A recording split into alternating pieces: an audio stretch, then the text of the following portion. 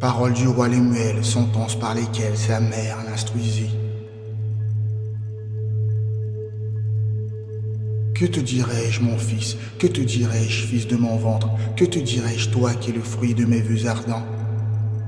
Ne livre pas ta force aux femmes, ni ta conduite à celles qui anéantissent les rois. Et quel est le nom de son fils, le sais-tu? Ce n'est point au roi, Lemuel, ce n'est point au roi de se laisser séduire par le vin, ni au prince de rechercher des boissons enivrantes. De peur qu'en s'enivrant, il n'oublie la loi et ne néglige les droits des opprimés. Donnez des liqueurs fortes à celui qui périclite, et du vin à celui qui dans l'âme est rempli d'amertume. Qu'il boive pour oublier sa misère et ne plus se souvenir de ses tourments. Prends la parole pour le muet, prends la cause de tous les laissés pour compte. Prends la parole, rends des jugements justes et défends le droit du pauvre et de l'indigent. Qui peut trouver une femme vertueuse? Elle a bien plus de valeur que les joyaux les plus précieux. Le cœur de son mari a une confiance totale en elle et les gains ne lui feront jamais défaut. Elle lui fait du bien et non du mal tous les jours de sa vie.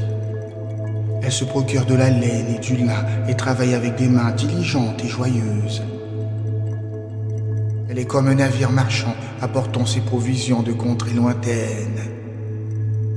Elle se lève encore de nuit et elle distribue la nourriture à toute sa maison et les tâches à ses servantes.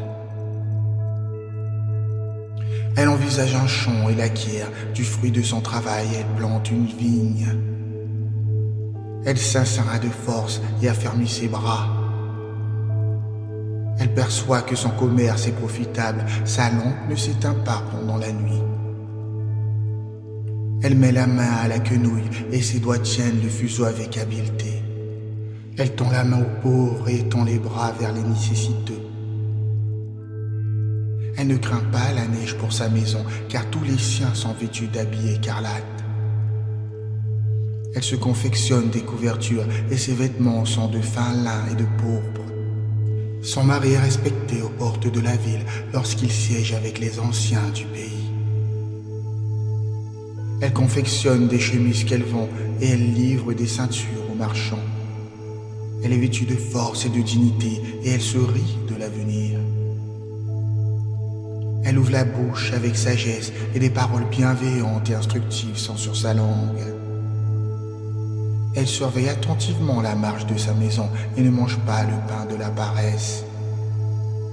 Ses fils se lèvent pour la proclamer bienheureuse, son mari aussi, et la loue en disant: nombreuses sont les filles qui agissent avec vertu, mais toi tu les surpasses toutes. La grâce est trompeuse, la beauté éphémère, la femme qui craint Yahweh est celle qui sera louée. Récompensez-la du fruit de son travail et qu'aux portes de la ville, ses œuvres proclament sa louange.